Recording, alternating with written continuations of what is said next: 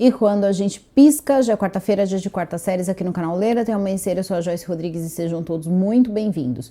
Hoje eu vou trazer para vocês uma série em 3 episódios que está disponível na HBO Max, chamada Por Trás ou Atrás do Véu, sobrevivendo à Igreja da Luz do Mundo. Gente, essa história é extremamente importante e até os dias de hoje eles ainda estão pedindo para que pessoas que passaram pelas situações que vão ser relatadas nesse vídeo se manifestem, tá? Se manifestem no seu país, se manifestem se você mora nos Estados Unidos, se você mora no México, ou em qualquer outro país onde essa igreja esteja operando e que coisas como as que vão ser relatadas aqui estejam acontecendo. É de suma importância que vocês prestem atenção, porque muitas vezes essas igrejas acabam se disfarçando com outras igrejas aí mais tradicionais, colhendo ali adeptos que depois prestam atenção onde se enfiaram, e se livrar dessas pessoas não é nada fácil. Então, fica comigo, aproveita, deixa o like de vocês logo agora no começo do vídeo, que é bastante importante. Também verifica a tua inscrição, teu sininho de notificação e me segue, você sabe onde, no @JoyceRodriguesOficial, que por lá eu sempre notifico vocês quando sai vídeo novo. Então agora eu vou chamar a vinheta e a gente já começa. Então, Penny e Jack, vinheta. Bom, não é a primeira vez que eu trago aqui para vocês algumas coisas que acontecem em igrejas tradicionais e também em alguns lugares que são chamados de cultos ou seitas. No caso da igreja A Luz do Mundo, durante o documentário as pessoas estavam chamando de culto, então eu vou chamar de culto também. Uma vez que vocês sabem que eu preciso respeitar, mesmo que depois acabe em alguns momentos dando a minha opinião, mas eu preciso respeitar a narrativa de dentro do documentário. Isso não é um ataque pessoal a religião nenhuma, vocês sabem que eu não tenho isso, eu falo de qualquer coisa que passe aí, use pessoas, use a boa fé das pessoas para justamente cometer crimes. Aqui foi falado já de cultos, aqui já foram falados de seitas, aqui já foram falados de abusos, como no caso do vídeo da freira, que é um vídeo gigantesco. Tem outros vídeos também que acabam ficando enormes, que falam justamente desses lugares, inclusive cultos mais antigos como o Palmar de Troia, entre outros, que acaba sobrevivendo ali uma ou duas células, que pode ainda ser o suficiente para acontecer algum tipo de crime. É uma certeza? Claro que não, mas informação e conhecimento não ocupam espaço. Então vamos entender como surge a Igreja A Luz do Mundo. A Igreja A Luz do Mundo foi fundada no ano de 1926 em Guadalajara, num lugar chamado Carisco. Nesse local, o primeiro apóstolo, porque é assim que se intitulava, então, o líder, tá? O líder e criador também dessa igreja. Isso também é uma coisa aí pra gente prestar atenção, porque assim, existe um criador. Esse criador da igreja, ele se intitula apóstolo, então ele é basicamente ali depois, não ali tido como um apóstolo e um líder, mas ele é colocado ali como um deus. Vocês vão ver aí ao longo da história que é exatamente isso e exatamente dessa forma que ele é tratado. Então quem inicia tudo isso é um homem chamado Aaron Joaquim, onde é ali a primeira fase, tá? De 3 fases principais, de 3 gerações de pessoas da mesma família, que vão ir herdando aí como se fosse uma família real, de verdade mesmo. Eles se comportavam como se eles fossem uma realeza, e depois que o rei morre, aí outro precisa assumir. Então assim, isso é extremamente problemático, e tudo sempre dentro da mesma família. Isso também vai ajudar a gente a entender como algumas coisas aí acontecem no mundo, principalmente no Brasil, e aí as coisas acabam ficando também um pouco encobertas e é quase impossível atingir essas pessoas, infelizmente. Quando o primeiro líder que funda então a igreja, ele se apresenta, né, no ano de 1926, ele começa então a juntar as pessoas, unir as pessoas aí nessa parte de Guadalajara, unia e passava aí a palavra do evangelho. Já existia uma mescla, tá? Já existia uma mescla entre as palavras ali que eram colocadas no evangelho e algumas coisas ali que acabavam ajudando ele na narrativa dele com os fiéis, para poder manter os fiéis ali junto dele.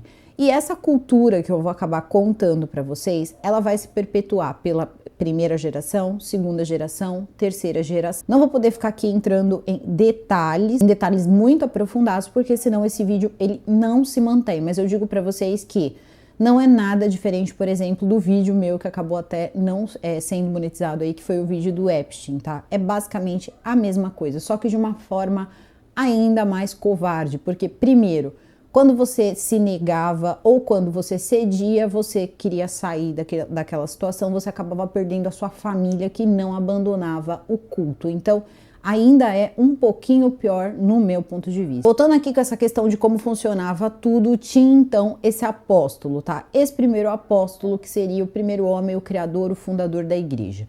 Quando esse homem ele morre, aí quem assume é um homem chamado Samuel. O Samuel, ele também já vai pegar algumas práticas que vinham do pai dele, que eram práticas de ter, por exemplo, garotas que o serviam, tá? Serviam de forma íntima. E aí muitos podem estar pensando, tá, mas de onde saiu isso? Como isso aconteceu? Isso acontecia de uma forma que ninguém percebia, nem mesmo as próprias garotas. E aí eu vou explicar para vocês mais ou menos como pensa a cabeça desses malucos, desses psicopatas, desses criminosos, porque o negócio é o seguinte: ele, o Samuel, ele já era um pouco mais esperto e de repente pelo tempo também, ele foi ali tomando ali alguma ciência de que ele poderia se dar mal. E como a ideia dele era um pouco mais ambiciosa que a do pai dele, ele começou a fazer o quê? Ele começou a simplesmente prestar atenção um pouco nas regras, um pouco nas leis, e ele começou a pegar garotas ali, pedir, né, na verdade, para, no caso, a esposa dele, escolher filhas de fiéis, tá? Então, filhas de fiéis que estavam ali, estavam adorando ele, porque se você não adorasse ele, você não adorava Deus, você não adorava Jesus. Ele era a representação de tudo aquilo na terra. Então, a esposa dele, sim, a esposa dele ia lá, escolhia algumas garotas. E como que ela fazia isso? Eu vou dar um exemplo para vocês dos participantes do documentário, no caso a Xochitl. A Xochitl, ela era uma garota que foi recolhida pelo serviço social, porque ela e o irmão dela, muito pequenos, viviam em um lar muito disfuncional. A mãe fazia utilização de substâncias ilícitas de forma desenfreada, o pai dela, ela nunca conheceu, ela não era do mesmo pai que o irmão dela, né? Então ela vai contando a história dela e ela diz que o serviço social um dia chegou e simplesmente tirou eles da mãe. Ela nunca teve, depois disso ela não vai ter mais contato com a mãe dela e ela vai passar a morar com uma tia dela chamada Ruth. Só que a Ruth, ela era membro então da igreja A Luz do Mundo. E é aí que ela começa a frequentar a igreja A Luz do Mundo. Ela tinha por volta ali de seus 8 anos de idade e desde essa idade eles iam falando para ela que quando ela se tornasse um pouco mais velha, ela seria uma concubina, ou ela seria alguém ali de importância.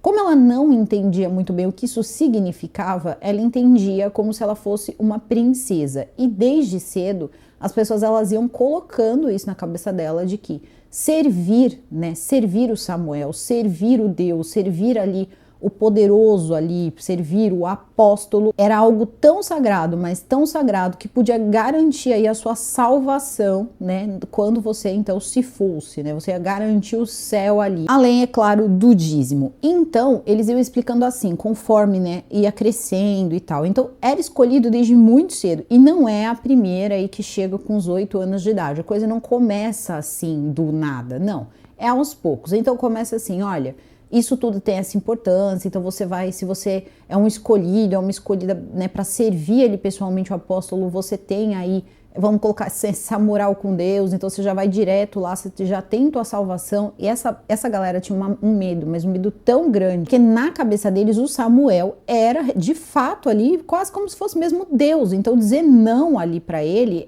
seria assim, você perder a sua salvação. E aos poucos iam dizendo assim: não existe mal se, por exemplo, um dia o Samuel pedir para você que lave os pés dele.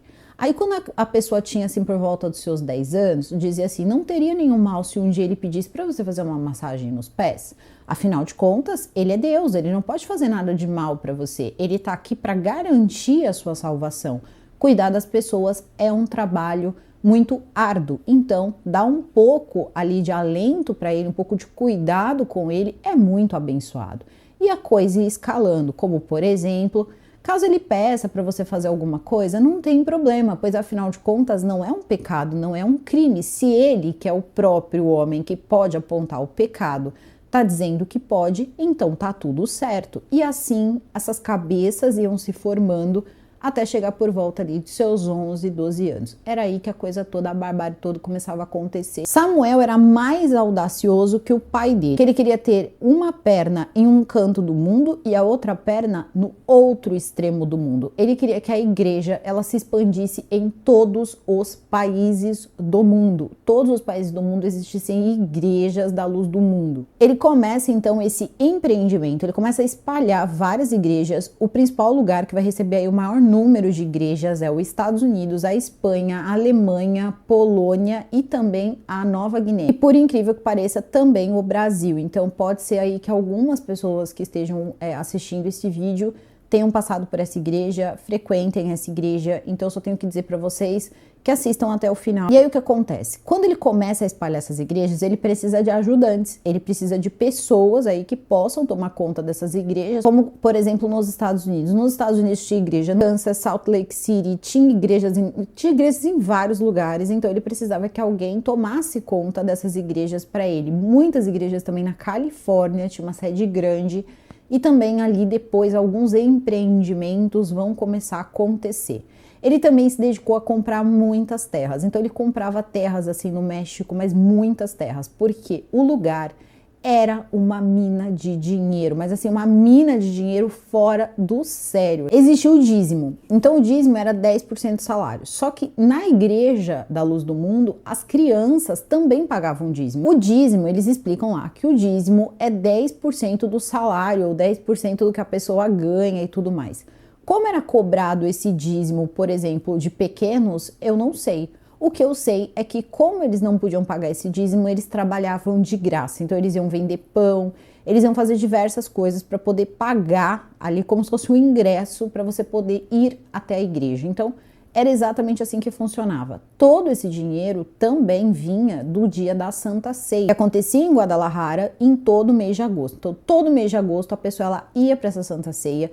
Era quase que assim um festival. E o que acontecia era o seguinte: a pessoa dava tudo que ela tinha, sem pensar. E ainda era dito o seguinte: se você for e você puder pagar o suficiente, você vai ter o seu pedido aí atendido, porque afinal de contas você tá dando de coração, e aquele papo todo, e recolhi o dinheiro dessa galera toda. E nós estamos falando de pessoas que em sua maioria eram pessoas pobres, tá? Bem pobres, pra gente ter uma ideia de como, por exemplo, ele escolheu aí a Xochitl. Xochitl não tinha nem mesmo família, então muitas pessoas eram extremamente simples, mas não eram todas, tá? Tinham pessoas ali que não eram, mas normalmente essas pessoas que não eram, aí já fazia parte de uma cúpula um pouco mais selecionada. Por quê?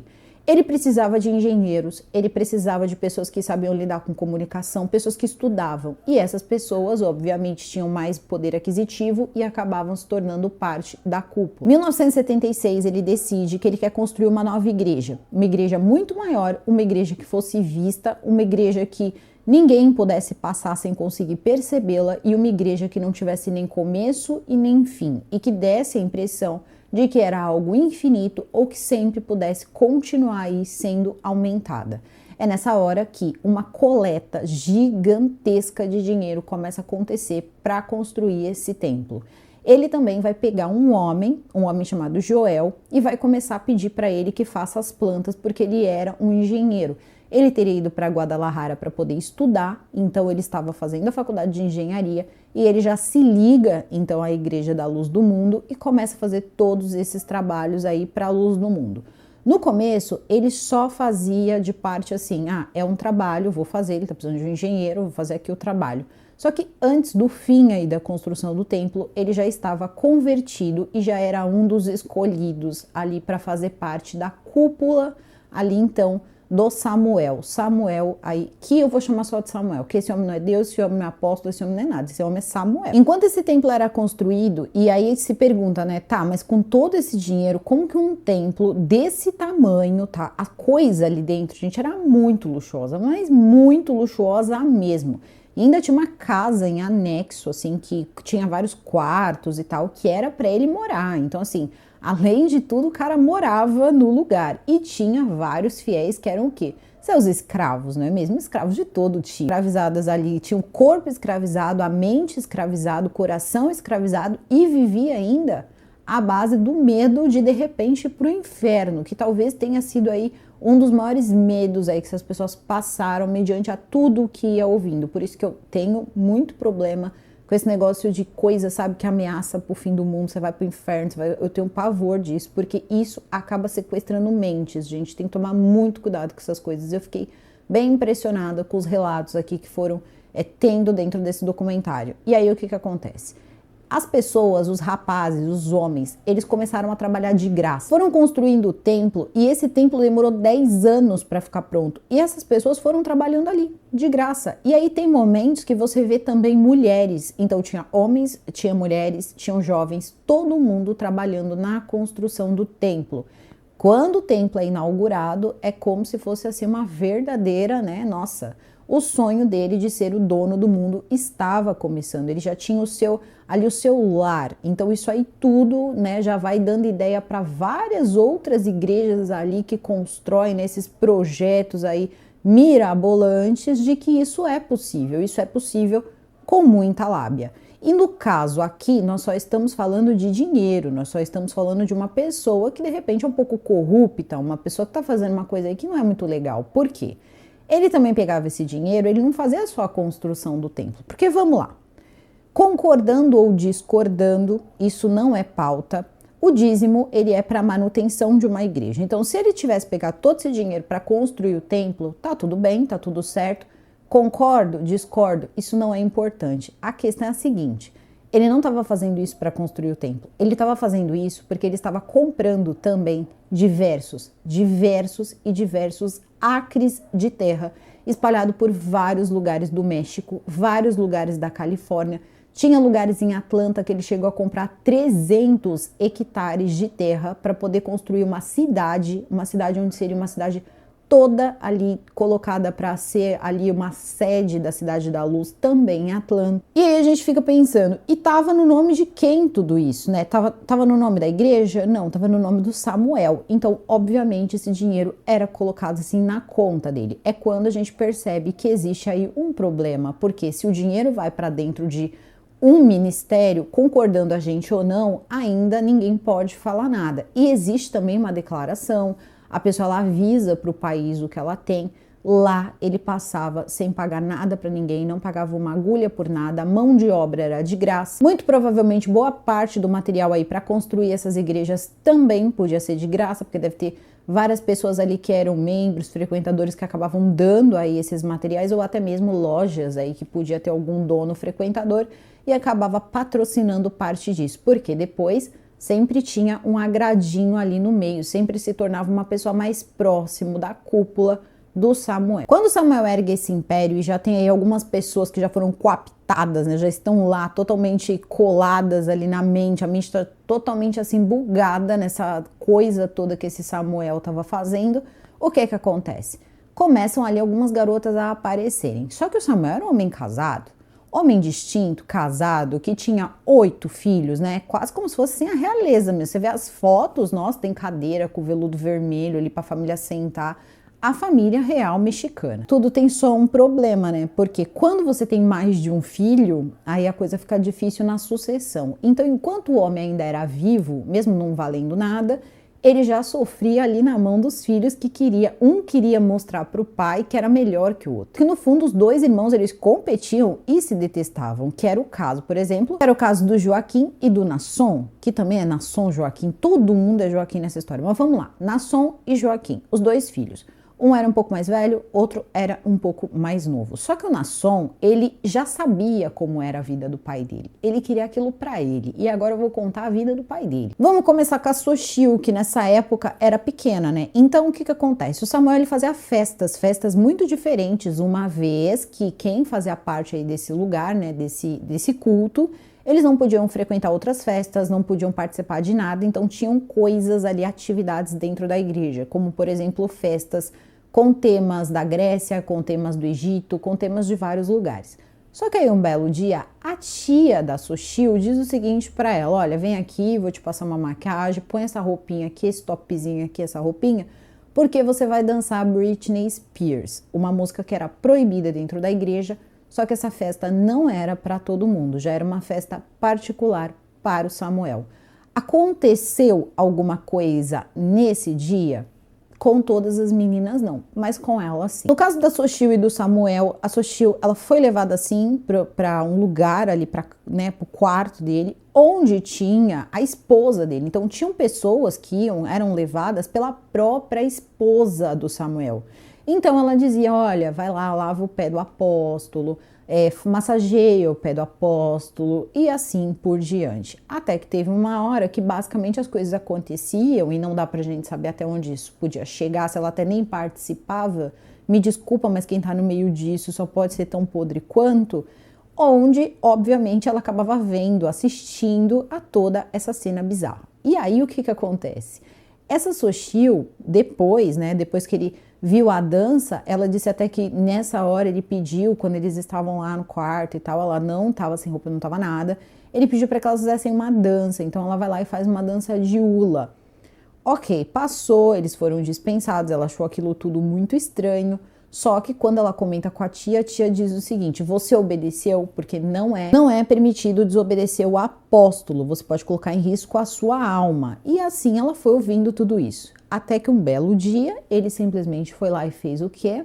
Pegou ela, levou para um lugarzinho ali, para a cama dele, fez de tudo que ele quis, tá? De forma aí íntima. A única coisa que ela disse que ele não fez foi de fato consumar. Se é que vocês me entendem, sabemos que temos que moderar aqui, mas ele tirou, olhou, pegou, passou a mão, fez tudo que ele quis, tá? E ele só não consumou. Isso tudo deixou ela um pouco perplexa na hora, mas ela ainda era muito nova para entender o que estava acontecendo, só que isso se repetiu por muito tempo. Então, ele foi fazendo tudo isso, ele só não chegava às vias de fato. Ok, só que aí depois, o que vai acontecer? Ele só passou a mão, ele só pegou, não que seja só no sentido de minimizar não, tá? É que esse ficou nisso, porque ela diz o seguinte no documentário. O Samuel era terrível, mas o Nasson, o filho dele, era muito pior. E a gente fala, caramba, pior que esse Samuel, porque assim, tinham outras pessoas. Ela ficou nessa com ele, porque ela ainda era muito nova. Só que tinham as mais velhas, e as mais velhas já eram ali parte dessas incondicionais. Então, os incondicionais eram garotos e garotas que faziam parte de uma cúpula, um grupo de servidão a esse apóstolo. Por exemplo, quem acabou virando um incondicional? O rapaz que fez ali toda a planta da igreja, então ele passa a ser uma pessoa especial. Inclusive, ele podia escolher ali dentro das incondicionais, e não entre as outras, uma mulher para ele. Mas na maioria das vezes, quem escolhia as esposas, quem escolhia os maridos, era o próprio Samuel. Então essa coisa toda ia acontecendo. E também funcionava dentro desse templo os escritórios, óbvio, né? Muito dinheiro, muitas propriedades para administrar, muito de tudo, né? E tinha também as secretárias. Então o que as secretárias faziam?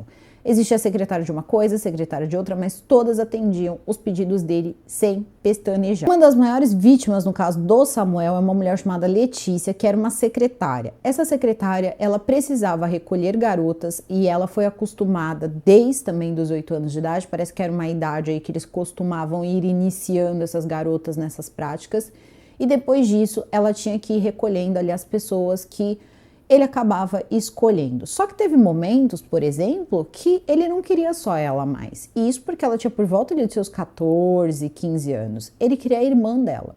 Ela morava num lugar que era extremamente simples, extremamente precário. Ela conta, né, no documentário, que eles não tinham quarto, eles não tinham cama, era todo mundo dormindo num lugar só, em sacos de dormir. A mãe dela trabalhava muito e trabalhava o dia inteiro. Quando ela recebeu a proposta de trabalho, porque óbvio, devia ter um pagamento, não é falado sobre isso, só que a gente entende que tem ali uma remuneração para você trabalhar lá dentro, até porque você faz de tudo, de limpeza, secretária, seja lá, né, qual for a necessidade do local. E aí o que acontece? Ela percebe que a irmã dela vai ficar sozinha naquele lugar cheio de gente onde eles dormiam. Então dormia ali pela foto, ali assim, em torno de umas 40 pessoas, todo mundo em saco de dormir.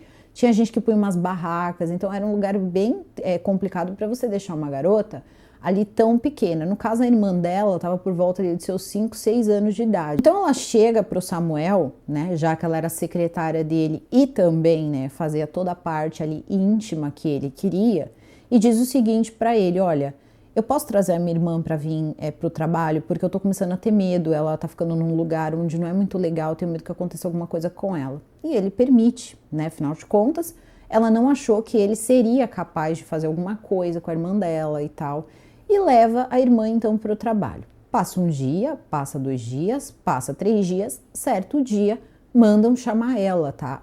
Parece que o próprio Samuel disse que precisava, estava solicitando a presença dela nos aposentos dele. Quando ela chega lá, quem está na cama e não estava vestida era a irmã dela, tá? A irmã dela, ele estava do lado, estava coberto com lençol, pegou ela e disse o seguinte: coloca a mão. Ela colocou e percebeu ali que o cara estava em ponto de bala. E quem estava com a mão lá também? A irmã dela. Então ele disse o seguinte: dá ela pra mim. Ela disse: faz o que você quiser comigo, mas não encosta na minha irmã. Ela é só uma criança, ela tem o direito de crescer, ela precisa crescer e aí ela decide se ela quer fazer parte disso ou não. E ele diz: dê ela pra mim. Ela diz: ela não é minha, ela é da minha mãe, eu não posso fazer isso. Aos berros ele diz que tudo bem, libera a menina, mas aí ela tem que aguentar toda a raiva, né, que o Samuel ficou. Coisas que depois são descritas, assim, em detalhes no final, coisa que eu não vou fazer aqui, mas assim, foi uma coisa terrível ali, tudo que ela teve que aguentar, porque ela não cedeu, não deu à irmã, então ele ficava com raiva e punia dessa forma. Esse homem era um monstro. Eu entendo tudo, tá? A Letícia, ela foi criada desse jeito, a Letícia, ela foi acostumada desde cedo a servir, ela foi acostumada desde cedo de que ela teria que trazer mais pessoas. Ela poupou a irmã dela, mas ela não poupou a irmã de algumas pessoas. É algo que eu estou falando. O documentário, já vou avisar logo desde já, ele mostra um viés que eu não gosto. É um viés que é o seguinte: a pessoa ela tem essa cultura, ela vai seguindo e ela acredita que as coisas têm que ser desse jeito. E eu não acho que tenha que ser assim, porque senão a gente não pode mais prender uma pessoa. Por exemplo, a gente prende aí, é preso aí um serial killer que ataca mulheres. Aí ele vira lá no tribunal e ele diz: mas acontece que eu fui várias e várias vezes, aconteceu comigo, numa idade em que eu não tinha entendimento do que estava acontecendo, então esse cara tem que ser perdoado.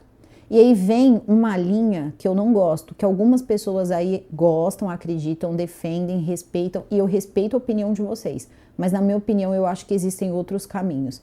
Que uma pessoa que ela é um abusador é porque ela já foi abusada. E aí existe, né, esse ciclo, e se a gente parar para pensar, então esse ciclo nunca termina, porque aí as pessoas que sobrevivem, né, a esse abuso, ela vai lá futuramente, vai ser presa também por isso. Então eu não consigo, assim, entender como que uma pessoa sabe que uma coisa dessa é tão ruim, que ela se sente tão mal, que machuca tanto, e ela depois ainda pega outras pessoas e colocam junto. Eu posso realmente estar errado. E aí vocês podem dizer: tá, mas acontece que essas pessoas não tinham contato com o mundo. Ok, não tinha contato com algumas coisas do mundo, porque depois vai ter momentos que elas vão criar até mesmo fóruns na internet, vão contar suas histórias, elas iam para a escola, algumas faziam faculdade, então assim, não era também uma coisa assim tão fechada. Estou defendendo o mundo, pelo contrário, você não pode dar apenas uma versão. Então assim, o que aconteceu nesse documentário? Nesse documentário eles colocaram que as moças faziam isso só porque tinha acontecido isso com elas tiveram essa cultura, elas foram acostumadas dessa forma e por isso elas agiam desse jeito.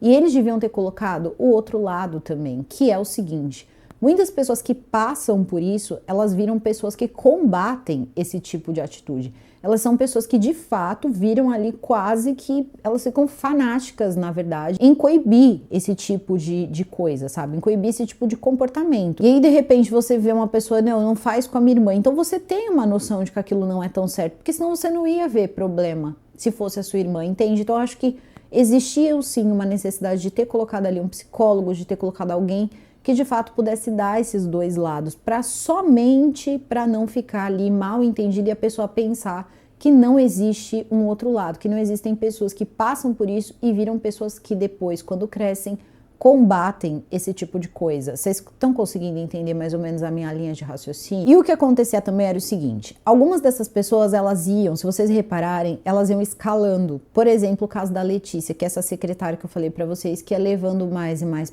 meninas ali, mais garotas.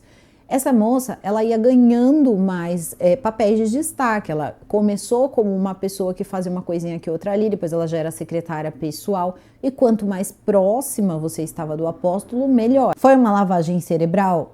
Claro que foi uma lavagem cerebral, só que a questão é a seguinte: quando você acaba tendo algum tipo de ganho com isso, você acaba tendo uma premiação com isso, que normalmente funciona em um comportamento de culto, em um comportamento de seita, é que é o problema. Então, essas pessoas, elas recebem sim os seus agrados para poder entender que o que ela está fazendo é o correto. Também tem a questão toda, né, de fazer aquela coisa psicológica do ou você obedece ou você vai para o inferno. Também tem isso. Quanto mais próximo ao apóstolo, mais próximo eu estou do reino de Deus ali, do reino dos céus. A questão é a seguinte: mais e mais pessoas faziam esse trabalho. Então ele tinha colônias de garotas em vários lugares. Todo lugar que ele ia, ele tinha uma secretária que tinha essas garotas e que fazia tudo o que ele queria, e a esposa dele sabia, tá? Inclusive a esposa dele era várias vezes elogiada por ele por ter ensinado muito bem o que ele gostava. Então era a esposa dele, por exemplo, que deu os primeiros treinamentos para as garotas que serviam a ele, ensinando do que ele gostava, como ele gostava, que tipo de roupa ele gostava, cores que ele gostava, qual era o jeito ali, o melhor jeito de servi-lo, se é que vocês me entendem. Ele já vai começar a envelhecer e essas coisas vão ficando ainda piores, né? Porque você vê homem cada vez mais velho, mais decrépito, tendo momentos aí com essas moças. E essas moças basicamente não abriam as suas bocas. Como os pais dessas garotas enxergavam esse homem como verdadeiro Deus? Se elas chegassem lá e contassem desse comportamento, a culpa ia ser delas. E isso vai acontecer diversas vezes. Chegar até seus pais, contar o que aconteceu, e os pais vão colocar para fora de casa. Então isso vai acontecer porque você traiu o apóstolo, porque você não foi uma boa pessoa, você está colocando em jogo aí a moral então do apóstolo. Então, acima de qualquer um estava o apóstolo. Não era o seu filho, não era nada, era o apóstolo e também tudo que ele representava. Vai ter um momento que o Joel, lembra que eu falei para vocês que o Joel, ele ajudou a construir o templo e tudo mais? O Joel, ele vai se apaixonar pela Letícia, a Letícia que era secretária do Samuel. E nessa hora, o Samuel não vai poder dizer assim: olha, não casa com ela, porque qual era a condição do Joel? O Joel era casado, só que o Joel sofreu um acidente com a esposa e perdeu a esposa muito cedo. Então já tinham anos ali que ele já era viúvo, e aí ele estava lá, né, pesando os prós e contras, e disse o seguinte: olha, tem muito tempo que você aí tá solteiro, tá na hora de você se casar. Então você pode escolher aí entre as incondicionais com quem você quer se casar. E ele escolhe justamente a Letícia, porque ali ninguém sabia o que rolava. As pessoas, pelo menos é o que é colocado ali. Depois eu tenho lá minhas dúvidas, mas ele escolhe a Letícia, ele se apaixona pela Letícia e a Letícia também se apaixona por ele. Então ele chega para o Samuel e diz: eu quero me casar com a Letícia. Nesse dia ela conta o seguinte: existiam 10 garotas que estavam no quarto, ele manda chamar ela, ele pega um chicote e manda que cada garota dê 3 chicotadas nela, então são 30, e depois ele termina com mais algumas. Ela ficou numa situação que ela mal conseguia se mexer, então ele virou para ela, falou um monte de coisa, xingou ela de tudo quanto foi coisa. Eu sei que no final, tá, eu não entendi direito se ela conseguiu ou se ela não conseguiu casar com ele. A questão toda é que ele não liberava ela de jeito nenhum. E tem mais. Para eles não fazia a menor diferença se elas eram casadas ou se elas não eram casadas. Então existiam os grupos das garotas de tal idade a tal idade, de 12 a 14, que eram puras, de 14 a 16, que eram puras, aí de 16 a 22 que não eram puras ou que eram puras, e as casadas. Então também tinham as casadas. Por quê? As escolhidas, elas iam passando de fase, até a fase em que elas precisavam casar. Só que elas não deixavam de servir esses homens de forma íntima, mesmo tendo marido. Isso foi a coisa mais absurda, assim, assim, é muito absurdo, mas muito absurdo mesmo. Como eu disse pra vocês, a quantidade de dinheiro que o Samuel tinha era, assim, fora do normal. Ele tinha muitas propriedades, muitas terras, jatos, barcos, ele tinha muita coisa mesmo. Só que a questão toda era, ele também tinha muita influência política. Então, no México, ele começava com o prefeito em exercício. Depois ele ia para o governador, depois ele ia para, enfim, ia, né, aumentando ali a sua influência até chegar na esfera federal. Nessa hora, o que ele fazia? Oferecia o que ele tinha ali, que não era dinheiro, mas sim as garotas. Então, elas também tinham que servir essas pessoas.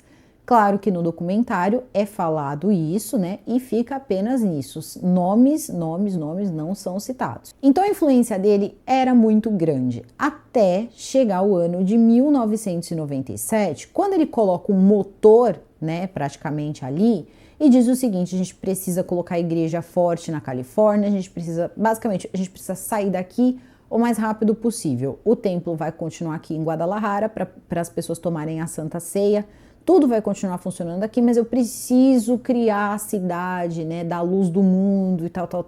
Só que a questão não era essa, a questão é que ele estava recebendo, no fundo, uma acusação.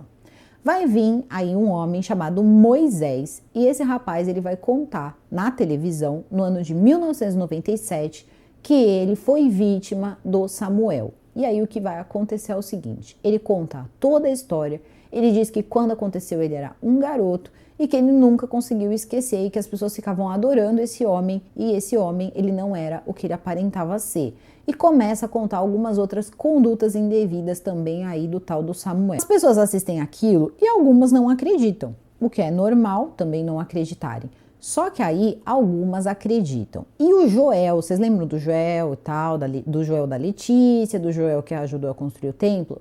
Ele nessa época estava trabalhando também, ajudando ali os advogados. Olha só como tinha gente estudada. Tinha advogado, relações públicas, e ele também fazia parte disso. E quando essa história toda veio à tona, ele foi processado. E durante esse processo, eles foram até o local ali, né, até o fórum e tal, para poder apresentar vários e vários documentos.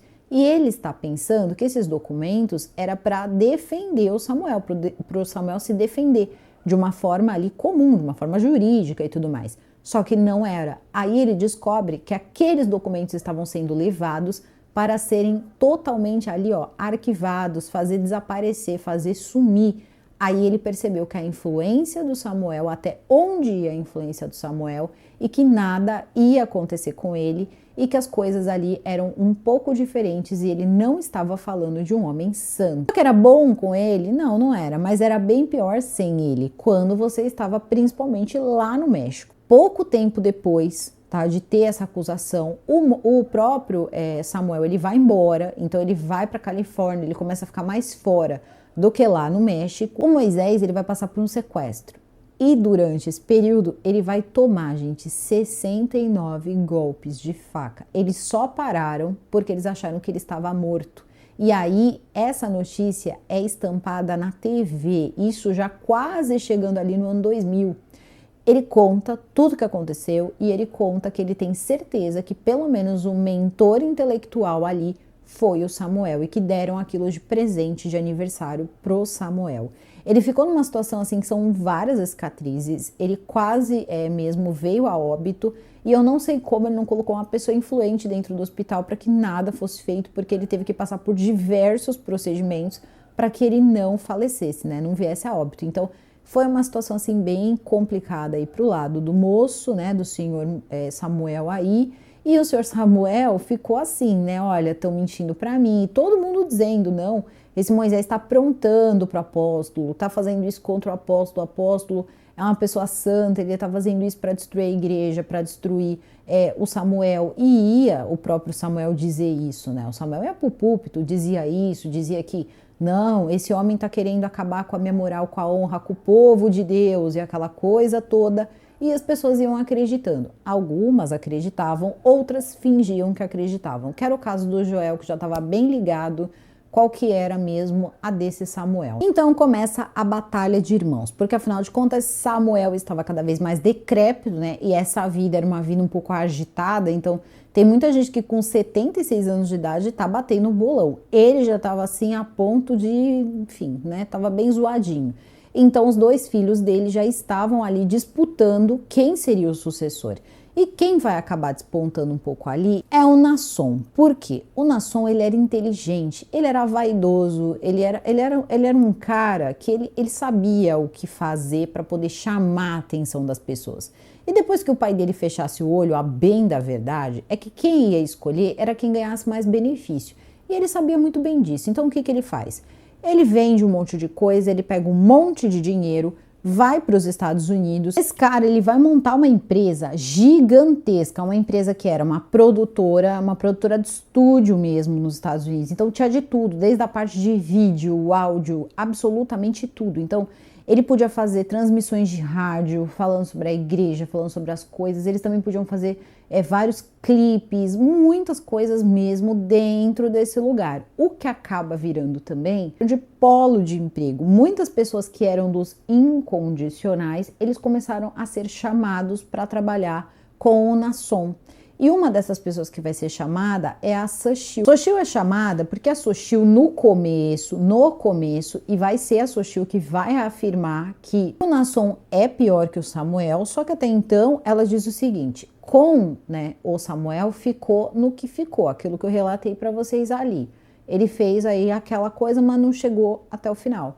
Com ele ia ser um pouco pior. Só que no começo não foi. E é aí que a gente percebe quão nova também a Sochil era. Porque veja só, quando ele convida a Sochil para trabalhar, então, nos Estados Unidos, ela vai. Só que ela ainda frequentava a escola. Ela ainda estava aí por volta do seu ensino médio. Então, ela era muito jovem. Quando ele chama ela lá, ele dá, inclusive, a produção de 3 programas para ela. Faz um monte ali de atribuições legais. E ela, mais uma vez, ela não tinha família, né? Ela não tinha pai, ela não tinha basicamente para onde voltar. Se ela desobedecesse aquela tia dela, ela estava na rua da amargura. Então o que acontece? Quando ela vê ali, né, o Nasson dando atenção para ela, ele era uma pessoa que ela falou que em muitos momentos ela chegou a considerar como um pai, ela se sentia protegida com ele. Ele não tinha essas brincadeiras bobas, ele não tinha nada disso, ele era uma pessoa que respeitava ela. Ela nunca tinha ouvido nada a respeito dele, então ela achou que era uma chance para ela de fugir do Samuel.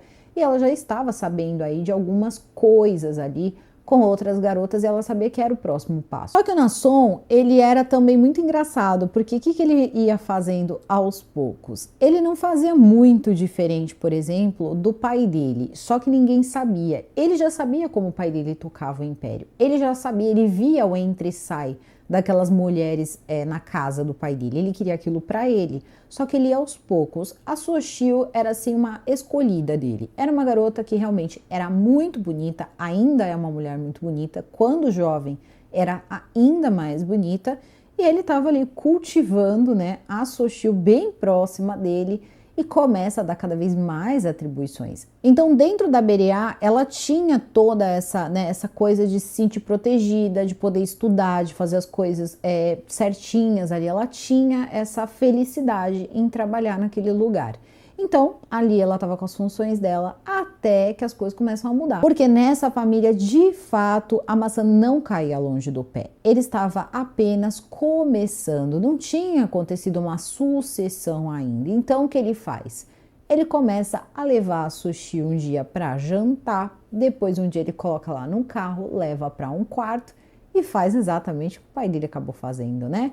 Pega em tudo, olha tudo, toca em tudo, mas não chega nos finalmente. E isso vai se perpetuando por mais e mais e mais tempo. É quando ela percebe que ela não vai conseguir fugir do que vai acontecer com ela, das coisas que vão acontecer futuramente. Só que até então o Samuel ainda era vivo, tá? Ele ainda estava vivo. O irmão dele nunca teve muita chance. O irmão dele tomou um outro rumo. O irmão dele se aliou a um outro pastor de uma outra igreja e estava junto ali trabalhando com ele. Isso não era visto com bons olhos, nem pelas pessoas mais importantes ali da igreja, nem pelo pai, nem por ninguém. Então, ele já era uma carta ali meio fora do baralho, já era quase que uma certeza que o sucessor seria o Nasson. Então ela tá lá naquela situação toda, só que aí também depois a gente vai descobrir que ela também vira uma recrutadora. Vamos colocar dessa forma, tá? Ela também leva garotas, prepara garotas, então ela também foi preparada, mas ela prepara garotas, isso aí fica mais pro final, quase que imperceptível, colocam ela ali, né, numa posição totalmente ali que você não imagina, mas ela sim acabou virando uma recrutadora também. A gente não pode aí também, né, deixar todos os lados para depois não dizer, ah, você tá sendo imparcial, isso também não tá certo. Claro que não tá certo, mas a gente tem que contar aí com o fato de um culto tem aí os seus poderes que já são aí inclusive comprovados até mesmo por psiquiatras, por psicólogos, o efeito, né, que tem um culto e também como funciona essa parte toda no cérebro de um ser humano. E também aquela síndrome, né? A síndrome de Estocolmo, onde a pessoa ela passa a amar o seu abusador. Então isso também pode acontecer. O comportamento do Nasson começou a ser sabido pelo pai. E o pai pensava da seguinte maneira: ele é muito mais despudorado do que eu, porque até então eu tô fazendo tudo e ninguém tá sabendo. Agora, ele, eu já estou sabendo, então outras pessoas já estão sabendo. Então é meio que uma coisa meio lógica. Ele começou a se preocupar com esse comportamento do filho, esse comportamento aí descabido do filho, mas não porque não era para fazer, porque ele fazia, mas pela forma com que o Nasson fazia ali muito descaradamente. E aí vai ser também nessa época que a Xochitl vai conhecer o Charim. E o Charim, ele trabalhava na igreja, ele trabalhava para a Luz do Mundo, ele era um frequentador da Luz do Mundo de terceira geração, a avó dele já era da Luz do Mundo, então ele estava trabalhando na parte de relações públicas, tinha vários trabalhos ali que ele realizava para a igreja e também, óbvio, né, para o Samuel, que era uma pessoa, ele era o apóstolo, vamos lá, era o apóstolo. Então, o que que acontece? Ele vai ficar também encantado com a Xochitl, e a Xochitl, ela vai se apaixonar por ele vai se apaixonar por ela, e ele mesmo conta que os namoros e depois os noivados eram extremamente curtos, então, rapidamente, com a bênção de Samuel, que ainda não tinha falecido, os dois, eles se casam, eles têm a permissão de se casar. E uma coisa que dificilmente acontecia era depois ser parabenizado pelo próprio Samuel. E aí, qual é a reflexão que a Xochitl faz? Ele, óbvio, né, permitiu o casamento para poder ajudar a limpar um pouco a reputação, preocupado ali com a reputação do Nasson. E aí eu não entendi. Falei, mas como assim? Preocupado com a reputação do Nasson, bota para casar, mas ela era a única, então? Ele só tinha, era só com ela que ele fazia isso? Não. Só que acontece que qual era a melhor forma? Casando essas garotas. E é por isso que o Nasson ele ainda era um pouco pior do que esse homem, do que esse Samuel. Porque o Nasson ele fazia antes, depois ele casava essas garotas e ele fazia durante o casamento dessas moças. Se a Xochitl achou que ela conhecia algum sofrimento, ela vai conhecer depois de casar. Porque depois que ela casar, ela era apaixonada, ela é apaixonada pelo esposo dela. E o que acontece é o seguinte, ela vai ter uma filha. E durante esse período, ela ainda era obrigada a ir trabalhar. Ela trabalhava para o Nasson. O pai do Nasson também vai de base, vai embora, vai morrer. E aí eles vão ter que escolher aí quem é o próximo. Vão fazer essa galera jejuar, orar, vai ser uma coisa assim, 36/48 para saber e ter uma inspiração, né, para dizer, fulano vai ser o sucessor então de Samuel. Todo mundo já sabia que era o Nasson, mas até então tinha o irmão dele também que estava competindo, e aí vai sendo feito toda aquela cena, né? E depois eles avisam que era o Nasson, então o próximo apóstolo. Agora ninguém segura mais o homem, porque afinal de contas, ele é que mandava em tudo. E eles ainda dizem, a família Garcia está guardada, continua na família Garcia, então, né, essa função de apóstolo, essa coisa de apóstolo aí, através agora de Nasson. Então, Nasson começa a fazer o quê? Xochitl estava com a vida dela e ele começa a fazer o que? Agora nós vamos pro finalmente. Agora a gente vai e não vai ser assim comunzinho, não. Ele tinha uma imaginação muito fértil, segundo aí a própria Xochitl, e completamente assustadora para ela, porque ele fazia de tudo, inclusive levar ela para clubes e tal, que tem aqueles ganchos, né? Uma coisa meio sado e tal, e fazer ela escolher, por exemplo, uma sala, né? E depois ele fazia tudo que ele queria, e se ela não dissesse ok, pode fazer, ou falasse alguma coisa, era bem pior para ela, porque além de tudo ela saía de lá machucada, e aí tinha que ficar escondendo isso do marido, porque o marido não sabia, Então, era uma situação bem desagradável. E isso foi sendo levado por anos. A Soshio chegou num ponto, mas num ponto da vida dela, que ela já não conseguia mais levar a vida para frente. Ela não agia direito com o marido dela, ela ficou com questões íntimas em relação a tudo. Então, ela tinha dificuldades, ela tinha várias questões ali com ela, que ela não podia desabafar com ninguém. E a tia dela, né, tia Ruth, vai lá e faz o quê? Dá uns remédios para ela lá, uns calmantes para ela. E ela começa a tomar remédio, tomar remédio, tomar remédio. E fica andando pela casa como um zumbi. E o marido dela tá falando, eu não sabia o que estava acontecendo com ela. Eu não entendia. Ela ficava andando como um zumbi e eu estava trabalhando em uma campanha para o próprio apóstolo. Então eu não sabia o que estava acontecendo. E aí um dia ele chega em casa e quem tá lá quase também partindo dessa, a própria Soshio. Ela foi tomando remédio, tomando remédio, tomando remédio, até que ela acabou tendo ali uma overdose e eles tiveram que levá-la para o hospital, ele teve que levá-la para o hospital. Quando ela voltou para casa, aí ele foi conversar com ela, mas ela não quis se abrir.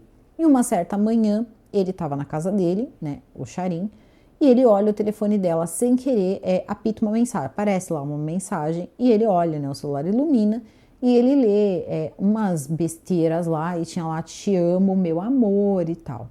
O que ele faz? Ele falou, olha, eu sei que não é legal, né, mas o ser humano é curioso. Então ele pega o celular da Soshio e abre a mensagem. Quando ele chega na mensagem de WhatsApp, ele começa a olhar mensagem por mensagem. Tinha anos praticamente ali de mensagens. Então ele começa a ler tudo aquilo e ele não tá entendendo. Tem uma hora, porque tá lá, tá apóstolo, Nasson. E ele começa, meu Deus, não é possível, deve ser algum outro número que ela colocou esse nome. Então ele vai lá, ele compara o número dele com o número dela para ver se era da mesma pessoa que eles estavam falando. E era da mesma pessoa. E ele começa a ler tudo aquilo. Tinha foto dela que ele pedia com outra garota. Tinha várias coisas ali, ele olha tudo aquilo sem acreditar e aí ele pega, ele diz que ele compra, né, uma carteira de cigarros, ele vai para a praia e ele passa o dia ali pensando em tudo aquilo que ele leu, porque não deve ter sido coisas muito, né, enfim, comuns que ele deve ter lido ali naquelas mensagens e volta para casa. Quando ele volta para casa no fim do dia, a Soshio não tinha entendido nada, a Soshio estava procurando ele o dia inteiro, ele não atendia o telefone, e aí a Soshio fala para ele onde você estava. E aí ele diz para ela o seguinte, pergunta para o teu patrão. Nessa hora ela falou que o mundo dela caiu. O mundo dela caiu, ela falou, ele soube, ele descobriu e agora é isso. E aí o que aconteceu? Ele chegou para ela e falou, eu não te odeio, eu quero que você me conte, mas que você me conte a verdade, que você não minta para mim, porque você tá mentindo para mim há muito tempo. E eu acredito que já tinha anos, porque a filha dela ali já estava ali com seus 5 aninhos de idade. Aí a Soshio pega e conta para ele, mas ela conta para ele de quando ela era criança.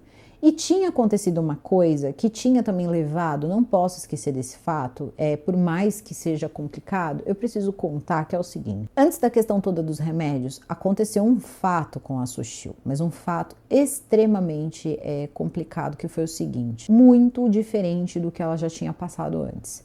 Ela chegou um dia e foi chamada e o tal lá do Nasson disse que tinha uma surpresa para ela. Quando ela entra na sala onde ele teria a surpresa para ela, que ela já imaginou as maiores bizarrices do mundo, mas ela não ia conseguir alcançar a imaginação dele. Ele estava com uma mulher e o filho. O filho dela, ela tinha conhecido ele quando ele era muito pequenininho, na igreja, assim, de olhar. Só que ele já estava com 14 anos e a mãe tinha que ir preparando ele, porque ele tinha que se transformar em um dos incondicionais, o filho, tá? Tanto o filho quanto a mãe. Então a mãe precisava ir fazendo a cabeça do filho a servir, então, o Nasson. E o filho estava lá junto com a mãe. Quando a Soshio ela entra, ela vai falar com o Nasson, tá todo mundo lá, ela dá oi, né? Dá oi para todo mundo. E entra e pergunta para ele o que foi. Ele diz para ela que é importante me servir e que você me serve e que você faz tudo por mim. E ela não entendeu, ela disse para ele do que ele estava falando. E aí ele pegou e disse, vá e faça, me sirva. E ela não entendeu, até que a mãe olhou para ela, a mãe olhava, tá, para o Nasson, a mãe olhava rindo. A mãe aqueceu com a cabeça e meio que deu uma empurrada no menino. E E aí ela entendeu, era para ela acabar ficando com o menino, tá? Então ela foi lá, olhou aquela situação e disse: não é possível, a mãe tá aqui. Ela olhou para a mãe deu a permissão, era para fazer. E aí estava a mãe olhando tudo, assistindo tudo, rindo, e o Nasson, obviamente, se tocando. E nessa hora ela vai lá e dá um beijo na boca do menino. Só que ela falou que o menino estava com a boca, a bochecha extremamente gelada. Ela falou que ela não ia conseguir fazer aquilo, ela não ia ter coragem de fazer aquilo. Então ela diz que não ia fazer e ela sai correndo. E aí é quando ela tem essa crise aí com tudo que aconteceu e acaba tomando os remédios. Esqueci de contar essa parte, por isso que eu tô contando agora pra vocês. Então, olha só até onde esse homem chegava. Não tinha essa de homem ou mulher não, tá? Era tanto garotos como garotas. Então, isso aí também não seria estranho se de repente ele mesmo não fosse colocar o garoto aí nessa situação com ele. Mas o que ele fez foi um pouco pior. Ele simplesmente pegou a mãe do garoto na frente do garoto e fez tudo que quis, enfim, foi totalmente assim, para a própria Sochil considerar algo extremamente violento. Ele foi com a mãe do garoto para o garoto assistir e saber que era o que acontecia quando uma pessoa desobedecia. Então ele fez isso na frente, fez o garoto assistir. Depois que ela conta, tá? Depois que a Sochil conta tudo então pro marido dela, incluindo também esse episódio do garoto, ele diz o seguinte: você não percebeu que isso nunca foi nada além de um crime, isso nunca foi nada além do que abuso. Então ele diz o seguinte: a gente precisa ir embora desse lugar, a gente precisa ir embora dessa igreja, isso não é uma igreja, eles não estão preocupados com a gente, isso não é uma igreja. E de fato eles não estavam. Então o que acontece? A Sochil ela vai, começa a conversar e já tinham ministros, tinha uma porrada de gente lá trabalhando, né, pro Nasson. Então essas pessoas começam a fazer a intermediação, olha, vende a sua casa para mim por 5 vezes o valor, assim vocês vão poder ir embora, a gente só quer que tudo se mantenha quieto. Isso foi tudo gravado pela própria, tá? Pela própria Sochil, apresentada no documentário, eles tentando todo tipo de acordo financeiro, demonstrando a preocupação de que aquela história não saísse, né, ali sendo espalhada pelo mundo. E essas pessoas não eram o Nasson, então eram já outras pessoas que estavam fazendo esse trabalho para o Nasson. Então é óbvio que todo mundo ali tinha também a sua casquinha, né? Tinha ali as coisas que aconteciam. O que eu achei extremamente assim estranho num primeiro momento de uma pessoa que vinha de pessoas que seguem essa religião já de terceira geração foi a rapidez com que o Charim acreditou em tudo. Então, tá, foi uma rapidez sim. Foi uma coisa assim muito rápida, foi uma coisa foi quase que uma constatação ou, por exemplo, eu já vi isso acontecer. Afinal de contas, o Charim também era um incondicional, então não dá para saber até que ponto ali ele foi, ele viu, ele esteve ou até mesmo ele pode ali ter sido contemplado, presenteado. A gente não sabe. Não é uma coisa de você acusar a pessoa, também não estou fazendo isso, mas a gente pode supor, a gente pode conjecturar. Supostamente ali, o grupo ali sempre acabava se beneficiando, esses ministros, essas pessoas que iam eram sempre um pouquinho beneficiadas, né? Então vamos lá. Ele diz o seguinte para ela: a gente vai embora, não vai adiantar. Ele manda inclusive alguns recados bem mal criados através dos ministros para o Nasson e faz o seguinte: pega a mulher dele. Eles abandonam casa, eles abandonam emprego, eles abandonam tudo, né? Ficam ali apenas com uma pequena mala, pegam a filha e vão para os Estados Unidos. Começar do zero, assim, recomeçar do zero. Só que depois disso, a Sochil, ela começa a ficar muito preocupada com o que está acontecendo. Ela não aceita tudo o que aconteceu, ela quer que esse homem vá para a cadeia. Então ela começa a tentar procurar justiça, né? Nessa época, eles já estavam comprando várias terras em muitas cidades ali dos Estados Unidos, em muitos lugares. As histórias começaram a correr e um desses membros acaba fazendo como se fosse um fórum no Reddit, onde eles podiam ali se abrir, eles podiam contar tudo o que acontecia. Isso desde a época do pai do Samuel, então tinha o pai do Samuel, Samuel e agora o Nasson.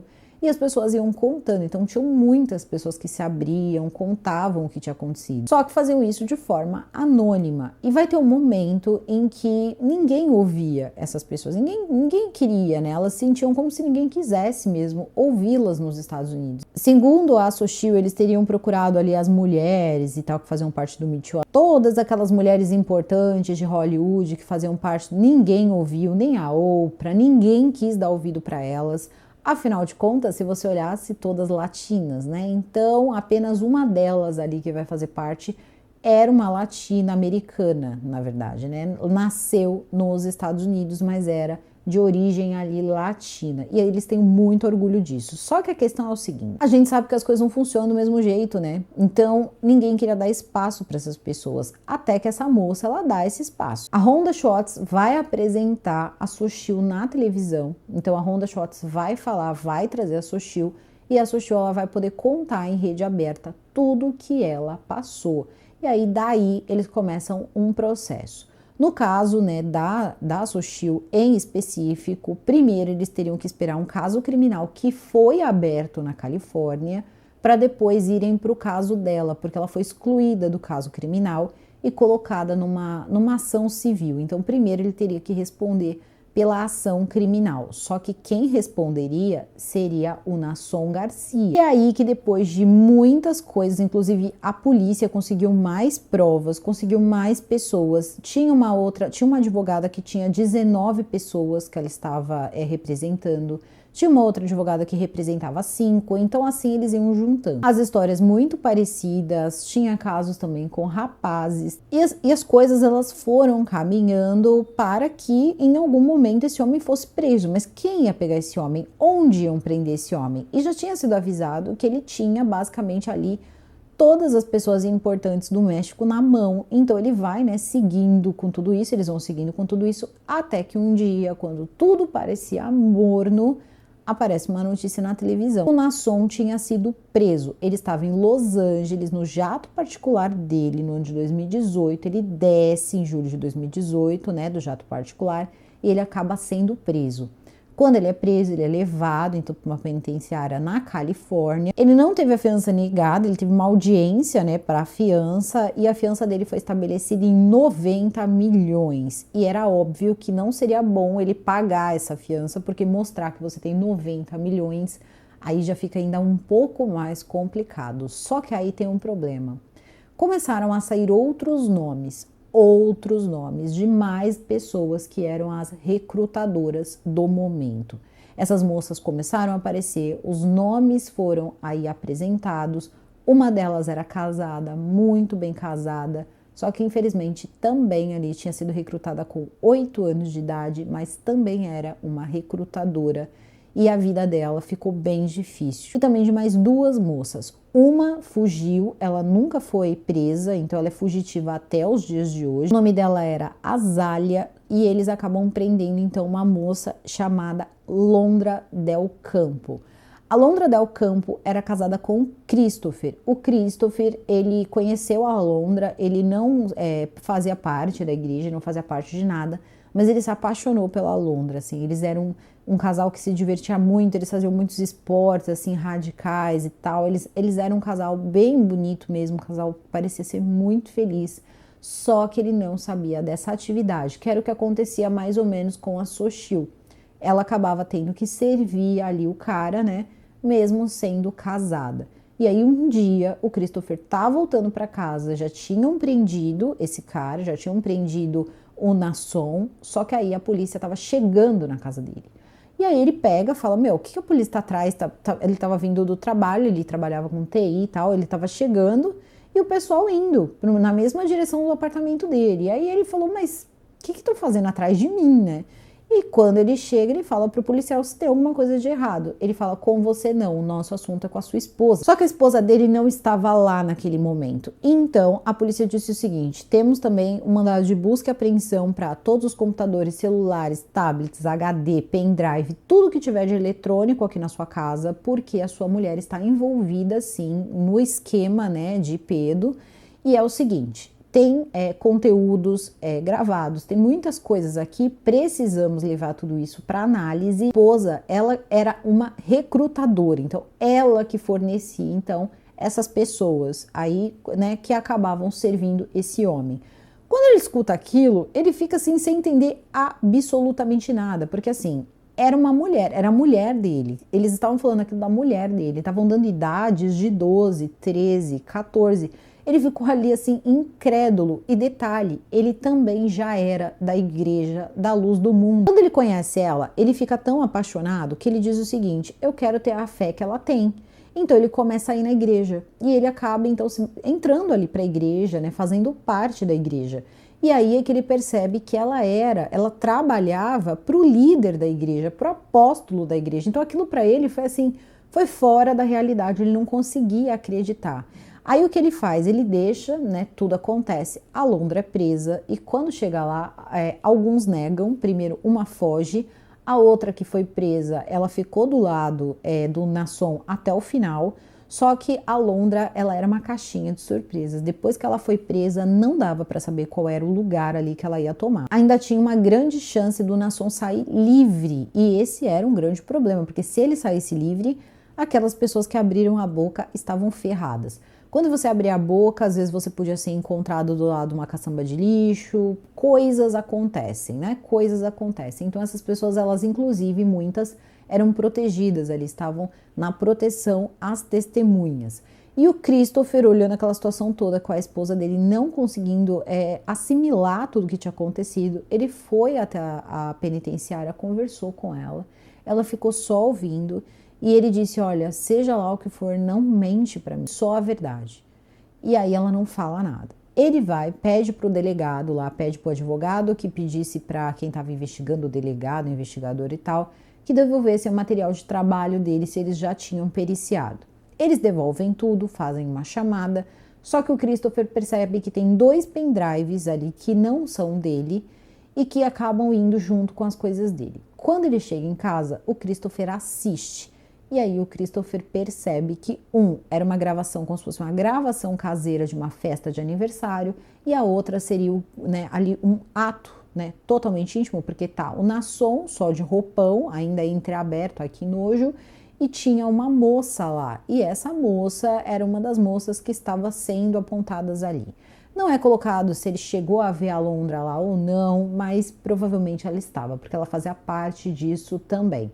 E aí o marido dela pensa: bom, mas aqui não tem ninguém com idade inapropriada. Então aqui são pessoas adultas. Por que estão fazendo essas acusações? Então ele pensa o seguinte: pode ser parte verdade, parte mentira, pode ser totalmente uma conspiração, pode ser mentira e ele só ser safado. Só que só quem pode contar isso é a Londra, né? Então o que ele faz? Ele vai lá e pergunta para ela. E ela diz que não, que era tudo verdade e que ela ia contar tudo desde o início.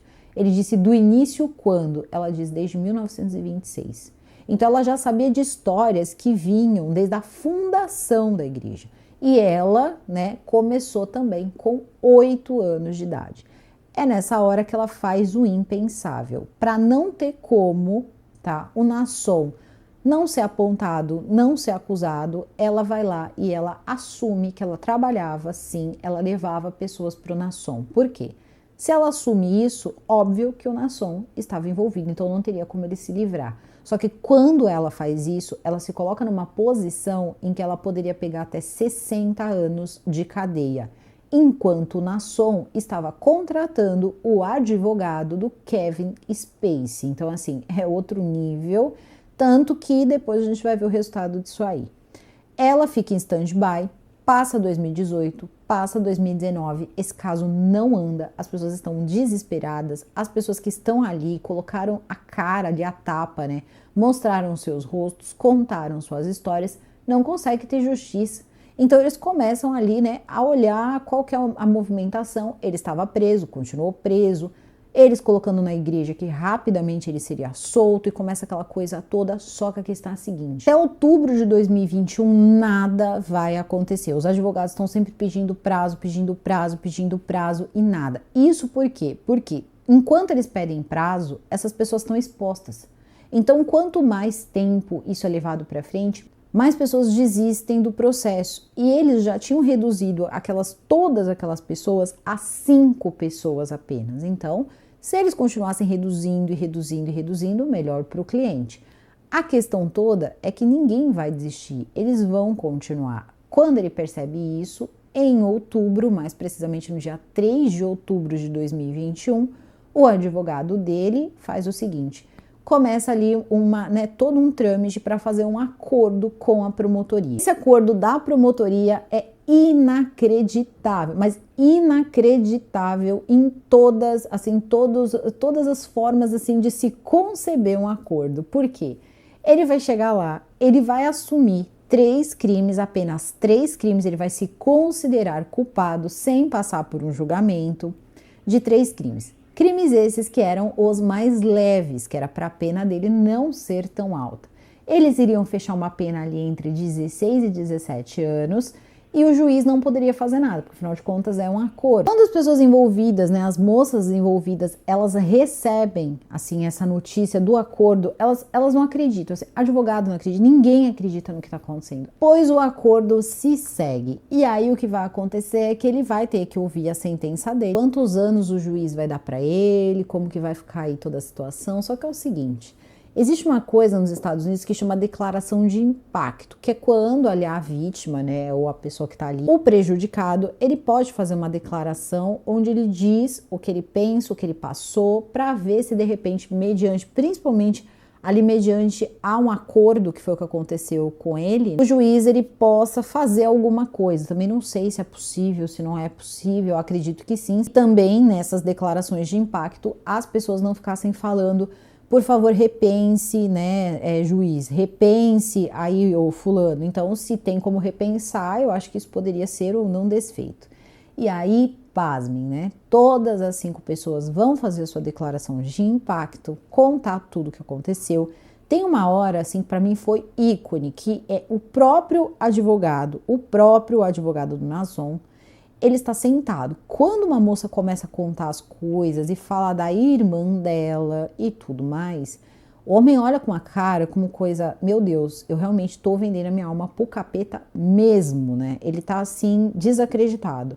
E aí você olha para ele, você vê ali o Nasson ele tá de máscara, porque já, né, está naquele período da panda, então tá todo mundo de máscara e o Nasson ele dá uma baixada assim, que ela vira e fala enfaticamente, ela olha na direção dele e diz o seguinte: você lembra quando você perguntou quantos anos tinha a minha irmã e eu disse que ela tinha 14 anos e você disse para mim, por que você não trouxe ela para mim antes? Então, nessa hora, assim, o advogado, o cara, o juiz, assim, todo mundo ficou assim, né, impactado. Eu achei que alguma coisa ia fazer a diferença, mas não tinha jeito, o acordo tinha sido feito e ele é sentenciado a 16 anos e 8 meses de reclusão. 16 anos e 8 meses de reclusão nos Estados Unidos. Então, vamos lá, vamos falar sobre isso, porque afinal de contas, esse não é o único caso dessa natureza que aconteceu lá, não é mesmo? Vamos lá. Keith Raniere, né, da Nixon, fiz também aqui os vídeos, um foi ali segurar, o YouTube deu uma segurada, o outro não, mas tá aqui, tá em 2 partes, tá? Então vocês podem assistir. Teve também todo o caso onde teve a Ghislaine Maxwell, que também tem vídeo aqui no canal. Do Epstein não ficou, mas o dela ficou, então vocês conseguem também assistir. Todos, mesmo os que não estão aí sendo monetizados, eles estão disponíveis. Talvez esse também não seja, mas eu vou falar, tá? Essas pessoas pegaram penas, mas penas altas. Inclusive, o próprio Epstein, que tinha toda aquela ilha e tudo mais, ele nem mesmo vivo permaneceu, não é mesmo? Só que o Keith Raniere, que fez ali a dele, junto inclusive com aquela atriz, a atriz do Super-Homem lá, do Smallville, sei lá, Keith Raniere foi sentenciado a 120 anos de prisão nos Estados Unidos. Olha só, por quê, né? Quem ele acabava afetando? Garotas americanas, em sua maioria de classe média alta, e algumas atrizes, modelos. Então, a sentença foi 120 anos. Aí a gente já desce um pouquinho ali, né? Porque eram garotas americanas, em sua maioria, mas já não era assim, né, de tanta grana, já não era assim de tanto prestígio. Tinha até príncipes e alguns né? Alguns presidentes, ex-presidentes ali influentes envolvidos? Tinham, mas era o caso Epstein. Mas a Ghislaine, ela também era só uma facilitadora. E a Ghislaine pegou 20 anos de cadeia. Agora, esse cara que era o cara que armava tudo, era o cara que fazia, que consumava, que fazia tudo isso, ele pega 16 anos e 8 meses de reclusão. Eu não curto muito isso não, de dizer, mas fizeram isso porque eram moças latinas, porque ninguém vai dar muita confiança, mas ali ficou escancarado, meu amor, não tem como, tá? É muito óbvio o motivo dele ter pegado aquela pena. Porque se tivesse sido no México, já tinha uma moça que estava tentando prender ele, já tinha um tempão lá, uma ex-senadora lá que estava tentando prender ele. Então existem ainda pessoas que estão querendo pegar ele de algum jeito. Mas ali na Califórnia, a justiça que ele teve foi essa. E as pessoas que estavam lá, sim, na sua maioria eram latinas, sim. Inclusive, tinha uma moça que estava lá e disse o seguinte, que ela foi levada para um lugar e para não abrir a boca, ele colocou homens vigiando ela. Vocês sabem, né, como, né? Se você abrir a boca, a gente tem aqui uma máquina de te fazer ficar quieta. E aí o que aconteceu? O FBI só conseguiu tirar ela de lá depois de meses, porque ela era uma cidadã americana. Se ela não fosse uma cidadã americana, eles nunca conseguiriam tirar ela de lá. O próprio FBI conseguiu mais provas contra o próprio Nasson, mas não teve jeito. Na hora do vamos ver, ele teve um acordo. Então, aí, no caso desse documentário, nós estamos falando, sim, de algo muito grande, mas uma coisa que acabou estourando de latinos dentro dos Estados Unidos. Então, o próprio juiz, na hora que ele vai lá falar, que ele vai falar das penas e das coisas que estavam acontecendo, as palavras dele foram as seguintes. Eu não sei se eu senti antipatia pelo juiz. O que ele falou é real, tá? O que ele falou é real. Então, assim, ele disse, eu já sou juiz, acho que há 32 anos, alguma coisa assim, tá? Vocês me desculpem se eu errar aí, se é 32 ou é 27, agora me passou, mas eu acho que é 32, que ele já tinha uma certa idade. Eu já vi de tudo, já vi pessoas fazerem de tudo por uma dita crença ou por, enfim, né, por alguma coisa religiosa, alguma coisa criminosa e tentando ligar isso a uma religião. Mas isso aqui passa aí de muitos limites. Só que a questão é a seguinte, em relação às pessoas que sofreram na mão desse homem, eu só tenho que dizer que as suas vozes, elas foram ouvidas. De fato, as vozes foram ouvidas e tudo mais, né? Vozes.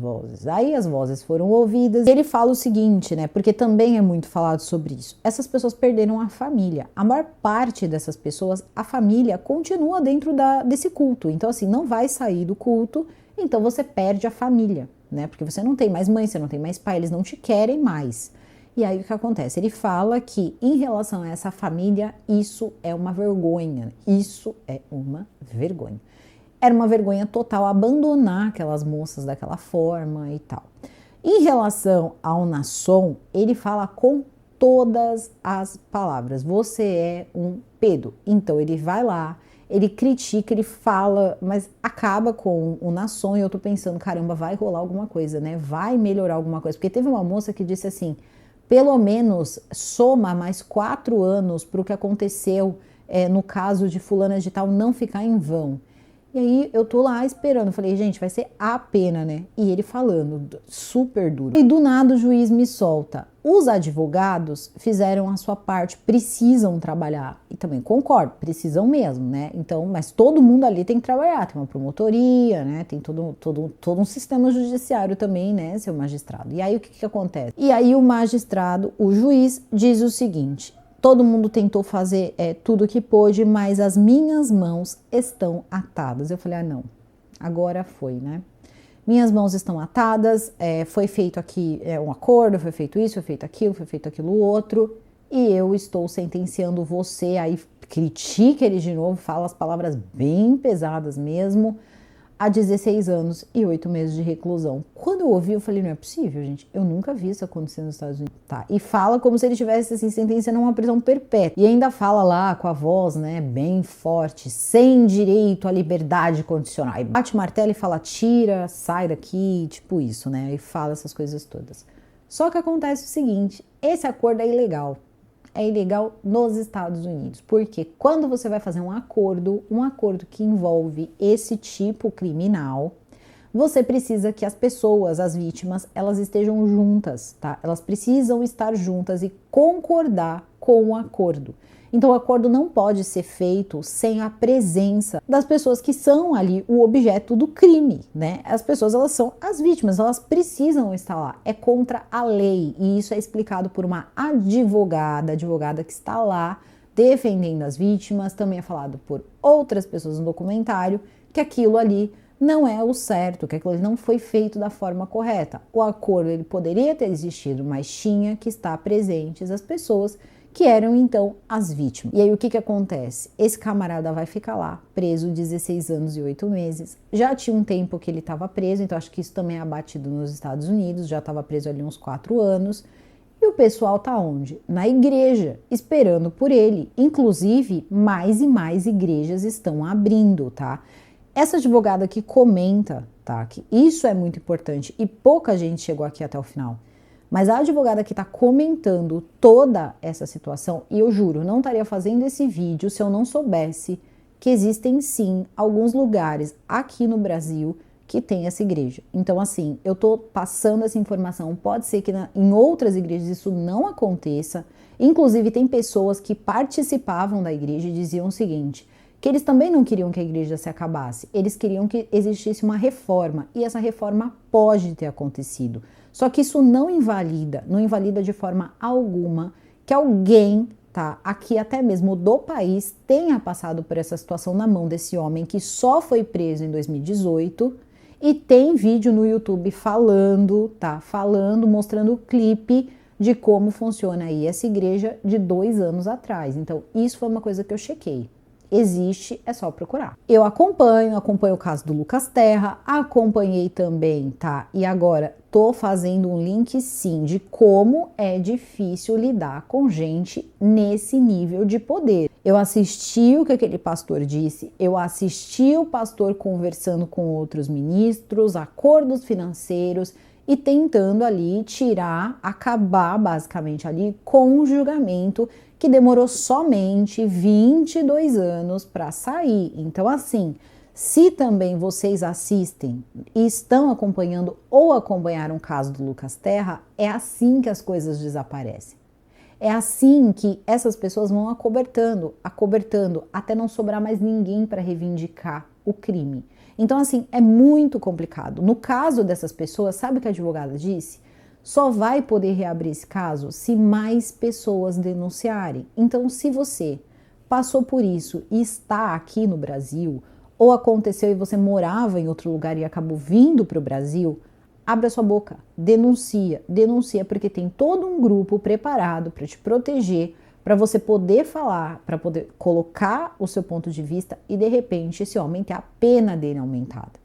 Então, muitas pessoas ainda acreditam que o que fizeram para ele foi uma armação, mas contra provas não há argumentos. Não existiu momentos em que esse homem teve provas ocultadas. Não, isso era de família. Isso aconteceu com o avô dele, depois o pai dele, depois com ele. Então, tudo bem, eu entendo, respeito, é difícil aceitar certas coisas, só que isso não significa que elas não aconteçam, tá? Então, assim, tá mais do que ali aberto. E em relação, vou voltar aqui nesse assunto, passou uma reportagem numa emissora de TV que disse o seguinte, apresentou lá o primeiro acusado, que é o tal do Galiza, e mostrou o seguinte, esse pastor que foi condenado no caso do Lucas Terra, e que parece que teve um esquema lá, parece também não ficou muito tempo preso, todo esse caso é um horror. E aí o que acontece é que ele estava numa sala com vários membros da igreja discutindo questões financeiras. Ele dizendo que ele sabia tudo o que aconteceu, dizendo que os pastores que foram aí, né, acusados aí no último julgamento que teve do Lucas Terra agora há pouco tempo, e por isso também não fiz atualização desse caso, porque esses caras, eles não estão presos, tá? Começa por aí, eles não estão presos. Então, veja só. Teve a condenação, 22 anos para levar um julgamento. Julgamento esse que foi sim por pressão popular. A própria Marion Terra, a mãe do Lucas Terra, sabe disso. O próprio pai do Lucas Terra saiu do mundo, partiu desse mundo, pedindo, como se fosse o último pedido, justiça pelo filho dele. Então, tudo isso foi feito. Eu tenho um livro do Lucas Terra aqui, contando a história minuciosamente do que aconteceu. Então, assim, essa história é mais do que pública. Essa história é conhecida nacional, internacionalmente. Essa história quase, mas quase, se não fosse a pressão popular e também a luta da família, em especial a mãe, tá? Que é a Marion Terra. O Lucas não teria acontecido esse julgamento, não teria justiça pro Lucas Terra, se é que dá pra gente chamar isso que aconteceu de justiça, porque na minha opinião é vergonhoso, porque tudo foi público. Essas pessoas eram pessoas, na minha opinião, pessoas públicas, sim, a partir do momento que você é uma pessoa que você se diz um pastor, mas você é midiático, aí desculpa, mas você é público, né? Então, começou ali toda uma questão envolvendo seu nome, você pode se defender, você tem direito à defesa, você tem direito a tudo, como qualquer cidadão, todos os cidadãos têm os mesmos direitos e os mesmos deveres. Então, o que acontece? Tudo isso foi feito em pressão, com várias pressões aí. Diversos julgamentos, não tem, assim, nenhum apelo público, mas eles são passados, eles são transmitidos. O caso do Lucas Terra, mas não pôde ser assistido, por quê? Porque eles não permitiram, parece que não tinha material na hora para colocar o julgamento do Lucas Terra ser transmitido, não teve como transmitir o julgamento do Lucas Terra. Então, sabe o que acontece? Isso é uma forma também da gente não saber, como eu digo, muita coisa é descortinada durante o julgamento. Quando o julgamento não é transmitido, como é que a gente vai saber direito? Como é que a gente não tá vendo a cara, a gente não tá vendo as respostas, a gente não tá vendo nada. Onde as pessoas que estavam ali torcendo para que acontecesse antes, né? Quantas pessoas eu pedi para que fosse lá, a gente conseguiu quantas assinaturas quando a gente falou do caso do Lucas Terra, para que fosse lá para o caso não ser arquivado. O caso ia ser arquivado, afinal de contas, chega a 20 anos, né? Caduca, não tem mais, é arquivado. E aí, para não acontecer, teve todo esse sistema aí. A Marion Terra falou com muita gente. Aqui no canal a gente fez o vídeo, pedi para que vocês fossem lá. Várias pessoas marcaram nos stories lá o abaixo-assinado, várias coisas. Todo mundo fez ali a sua parte. Estávamos esperando ver a justiça se cumprir, a justiça de um país se cumprir, porque muita gente estava esperando por aquilo. E aí não teve a transmissão. Tudo bem. Só quem sabe o que aconteceu lá dentro é quem estava lá dentro. E aí eles colocam uma matéria onde tem esse homem dizendo o seguinte, né? Tem um advogado dizendo que tudo foi colocado, né? Que supostamente teriam feito alguma coisa para esse primeiro pastor. E esse primeiro pastor teria envolvido o nome de outros pastores, que são esses outros aí que acabaram no segundo julgamento. E aí o que acontece? Ele vai, né? Passa pelo banco dos réus, é condenado e pipipipopopó. Só que ele tá dizendo o seguinte, eu prestei atenção, tá? Isso aí vocês comeram bola na hora de editar, porque vocês editaram muita coisa. Colocam esse homem, que era o homem-chave, né? Porque foi ele que contou que os outros estavam envolvidos, é ele que tinha sido condenado, mas não sei como ele conseguiu tantos e tantos recursos por tantos e tantos anos, se ele se tornou uma pessoa sem recurso, né? Quem tá pagando tudo isso? Aí fica a pergunta, né? Mas aí ninguém sabe. E ele está conversando com, pelo que eu entendi ali, alguns membros importantes da igreja, porque não é passado o rosto, e ele está tentando um acordo financeiro dizendo o seguinte, se vocês me derem aí o que eu teria que gastar com advogado, o que eu gastei com advogado, porque agora eu sou uma pessoa que não vou arrumar um emprego muito fácil, tipo assim, se vocês pagarem uma boa grana para mim, eu vou lá e conto a verdade, que os dois pastores não tiveram nada a ver com o que aconteceu com o Lucas. Desculpa, mas o que ficou parecendo é que eles simplesmente gravaram aquilo, passaram na televisão para supostamente dar a entender de que esses pastores eram inocentes e que tudo aquilo era uma armação vinda deste primeiro acusado. Até o dia do julgamento eu não vi uma matéria, pelo menos assim, nenhuma falando desses pastores. Ou falando do caso Lucas Terra. Precisou acontecer o julgamento, baixar um pouco a poeira para sair, né? Então, essa reportagem. Tudo bem, estou dizendo que é montagem? Claro que não, óbvio que não, mas a questão é a seguinte, ficou estranho. Ficou estranho porque é o que dá a entender. E aí eu fico pensando, tá, eles estão se defendendo, ninguém está dizendo que eles fizeram ou que eles deixaram de fazer. Eu estou dizendo até onde chega o poder, porque chamaram pessoas que talvez nem soubessem, e isso fica válido também para questionamentos que eu fiz no caso da Isabela. Você grava um documentário, você grava uma matéria e você não tem controle do que vai ser cortado. Porque, no caso, eles pegaram um rapaz que diz que faz uma análise comportamental, rapaz esse que tá postando lá, pedindo desculpas toda hora nas redes ali, onde ele diz, eles pegam um trecho onde ele diz o seguinte: as coisas não podem ter acontecido como foi relatado. Então dá a entender que as coisas não aconteceram, o contexto que foi colocado era: as coisas não podem ter acontecido dessa forma. Então, assim, eles realmente podem estar fora do que aconteceu com o Lucas Terra. Então, tudo isso junto pode dar aí um imaginário de repente, eles não fizeram nada pro Lucas. Só que aconteceu um julgamento e a gente tem que acreditar na justiça, não é mesmo? A justiça da terra. E no caso, várias dessas pessoas são pastores e devem acreditar também na justiça de Deus. Então, nessa hora, a gente tem que parar, pensar, não é mesmo? Que essa senhora tá assim passando por uma situação em que ninguém faz nada, ninguém dá uma resposta para ela, ninguém dá provas, dizem que não tem provas. Então agora eu acho que eu não sei qual vai ser o próximo passo, um novo inquérito, uma nova investigação, o que vai ser feito para que uma injustiça não seja feita com ninguém, principalmente com a dona Marion, que quer a verdade. Ela sempre quis a verdade e a justiça.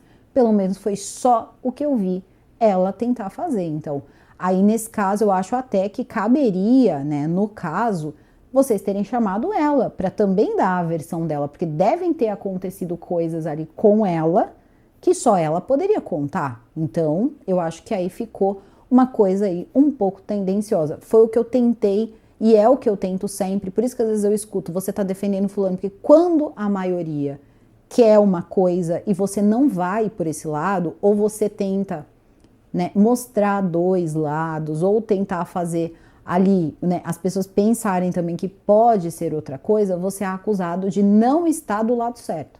E aí você acaba sendo defensor de bandido. Então, para não ser defensor de coisa errada, eu coloquei os dois lados nesse caso, que muito me lembrou, mas o tempo inteiro me lembrou o caso Lucas Terra, mas o tempo inteiro. Não em relação a tudo, né, em relação às garotas e os garotos, talvez um pouco também, mas assim, em relação a poder. Por isso que homens não podem ser deuses, pastores não são deuses, em lugar nenhum, em igreja nenhuma. Por quê? Não existe um homem preparado para ter tanto poder. Isso não é natural, isso não é sagrado, isso não é divino, não existe. Então vocês são apenas homens, tá? Homens que têm aí o seu trabalho respeitado, amado por muitas pessoas. Vocês podem ser queridos, não adorados. Quando vocês são adorados, coisas desse tipo acontecem e muita gente faz vista grossa para não admitir, como é o caso aqui do Por Trás do Véu, que é o quê? Se a gente aceitar isso, a gente vai ter que aceitar que tudo isso aqui que a gente acreditou não é verdade e que essas pessoas, elas não são o que elas diziam ser. Então isso é uma aceitação difícil. Então alguns mecanismos são colocados para que você não se sinta tão mal, mas também não se engane. Não se engane para não ter que dar de cara com o que é mesmo a verdade. Então, às vezes as coisas elas funcionam de um jeito que a gente nem imagina, mas esse caso, ele foi muito revelador. Muito revelador. Troca-se o país, procura-se uma corte e ainda assim você ter 16 anos e 8 meses de reclusão. Isso é influência, dinheiro para um bom advogado e muito caro, muito dinheiro. E nós estamos falando, no caso dele, de alguns anos de processo. No caso do Lucas Terra, são anos, décadas, mais de 20 anos de processo. O que eu tô falando aqui, tanto num caso como do outro, são as discrepâncias e também a questão do crime. Precisava trazer essa série para vocês, dar esse alerta para vocês, pedir que mais uma vez deem uma olhada no Instagram da Marion Terra, @MarionTerra, porque lá ela tá explicando, o filho dela tá falando. Tem ali algumas coisas extremamente importantes que nós estamos falando sobre pessoas que estão dentro de um meio religioso, se utilizam dessa religião, usam essa religião, usam o que essa religião construiu para cometer crimes. Quando eu fiz o caso da freira, eu deixei muito claro, Nós estamos falando de um grupo. A gente sabe que tem mais de um, mas isso não são todos os padres, todos os bispos em totalidade. Isso são pessoas que, inclusive, envergonham bispos e muitas outras pessoas, bispos, padres. Aqui, no caso, nós estamos falando de um determinado grupo dessa igreja. Esse grupo que, inclusive, essa igreja ela se reformasse, ela fosse de fato o que ela nasceu para ser, um lugar de paz, um lugar de Deus. Então, a questão é a seguinte, não é sobre a religião, é sobre a pessoa que utiliza a religião, seja ela qual for, religião, crença, credo, chame do que quiser. Acreditou, juntou um grupo, aconteceu alguma coisa que se tornou um crime e ainda usando como proteção a fé das pessoas, isso vai ser colocado em um caso. Então, assim, a fé é uma coisa muito preciosa. E ninguém é representante de todas as fés. Não existe isso. Então, se for um padre, a gente fala da história do padre, como foi o caso do vídeo da freira, um dos vídeos mais assistidos do Quarta Série. Se for para falar do Palmar de Troia, falamos do Palmar de Troia. Falamos da Nixon, que inclusive acabei citando aqui e é citado no documentário. Vários outros aqui, só que nós não estamos falando, nós estamos falando do religioso que enganou pessoas. Existem coisas em que você usa a fé como cobertura para se esconder, outros que você é o fundador, já pensando no que você vai fazer com o poder que você vai adquirir. Os assuntos podem aí variar, mas o intuito é usar a fé para prejudicar pessoas, fazer pessoas ali de vítimas. Aqui nós falamos de tudo e de absolutamente tudo. Em relação ao caso que eu acabei puxando aí, acabou vindo, né? Essas coisas que acabam vindo, a gente acaba parando aí pensando que é o seguinte. Vamos dar mais um pouquinho de apoio aí para a dona Marion Terra. Tirar o direito dela de justiça, se estão dizendo que não teve investigação suficiente, foram 22 anos. Aí eu já não sei mais quanto tempo é suficiente para uma investigação, gente. Porque eu tô acompanhando e tá de cortar o coração, eu tô para falar disso há bastante tempo e hoje acabou vindo aí à tona. Não foi planejado, acabei falando aqui, enfim, veio e acabei aqui falando porque eu estou realmente muito assim chocada com o que está acontecendo. E eu novamente digo, essa senhora não pode ir embora desse mundo sem ver a justiça do filho dela ser feita. E o que estão fazendo com ela é uma luta de nervos que, sinceramente, eu não sei de onde ela tira forças para aguentar, porque eu acho que pouquíssimas, raríssimas pessoas aí aguentariam, tá bom? Bom, comentem o que vocês acharam dessa história, comentem aí sobre tudo o que foi falado. Eu agradeço a vocês para quem ficou até o final, tá? Comentem bastante aqui embaixo, também agradeço aí por vocês saberem que nós estamos falando de fatos aqui isolados. Agradeço a todos vocês que ficaram comigo até o final. Eu desejo a todos vocês um excelente meio de semana. Super beijo e até o próximo vídeo.